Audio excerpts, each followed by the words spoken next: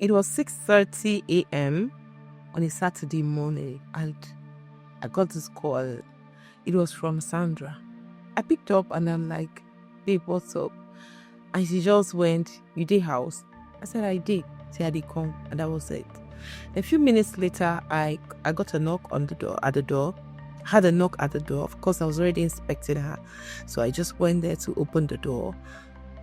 Before she even got in, she was like, I'm done with this marriage. Me, I wasn't even taking her serious. Don't care. That was what I said. Marriage will never reach 6 months. Now, I thought you said God told you. I thought you said you were sure. She said, whatever it is, I'm done. It turned out that Sandra and Tunde, her husband, had a really bad fight. She said it was really bad, that even her neighbors came to try to, calm things down. What happened? Sandra was having a really bad day at work, and Tunde was not aware. She hasn't been able to communicate that for some reason. And again, she had another issue at home, like from her parents' home. She was still trying to manage. Somehow, she just got overwhelmed with all of those. She was just lying on the couch when Tunde came back on Friday evening, expecting the wifey's stuff to get that kind of welcome, and maybe somebody presenting food or something, but none of those happened. And upon inquiry, Sandra, what's happening? Sandra, how are you doing? What's up? You're not even saying, are you okay? For some reason, she just took things out of proportion, and boom, it was a big thing. Before they knew it, their voices were over the roof, and even neighbors had to come in and started calming things down.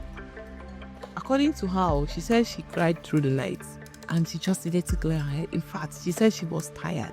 But Sandra told me that she heard from God and all of those things.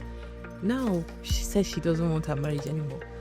Kind of feel that she was feeling this disappointment, like, even if something was going to go wrong in her life, not her marriage, not this one thing that she's sure God is telling her.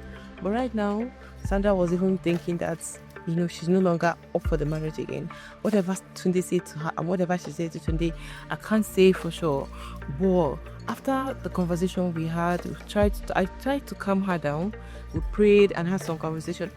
The last time I spoke with her, they're picking things up and all that. Now, I figure that one of the issues that Sandra had was a common thing to many people. Sandra is a child of God. At least that's how much I know her.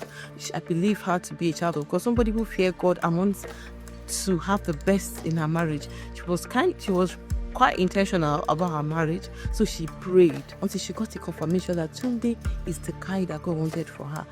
She also reached out some, matured believers that also confirmed that Tunde is the guy.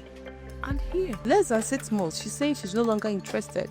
What I found was that Sandra was praying for her marriage, trying to make sure to find the right person, but she wasn't preparing. I kind of felt that situation was one that a simple communication would have taken care of, but she didn't know that much. So she had challenge. She kept it to herself. She expected that Tunde was just going to find out. Tunde was not aware, and then he reacted like somebody who expected a wife to understand that he just came back. And then that was where the problem came. Yeah. So praying for your marriage is not enough. While it is important for you to pray to get the right person, the will of God for you, you need to also prepare. Are you good with cooking? Do you know how to cook food? Do you know how to communicate? What if something goes wrong? Do you know what to do? These things are things that you can learn. You can prepare. That is what preparation means. So in case you're wondering, what does it mean to prepare? It means that alongside praying, oh Lord, I want you to show me who my husband is. Give me this sign, give me that sign. And God is doing his best to give you that sign, hoping that you pick it. So it's not enough to pray to find the right person. Also prepare for that marriage with the right person, so that you don't get the right person and destroy it, because you can actually have God's will. You can actually know God's will for your life, but your inaction can ruin that purpose of God for your life. In a simple terms, if you know the will of God, there's an expectation on you.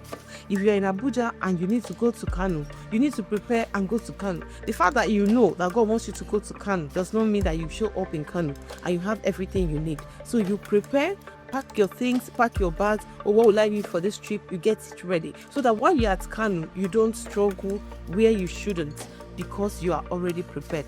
The same with marriage. When you now know the will of God, prepare for that journey of marriage, so that while you're at it, you don't struggle.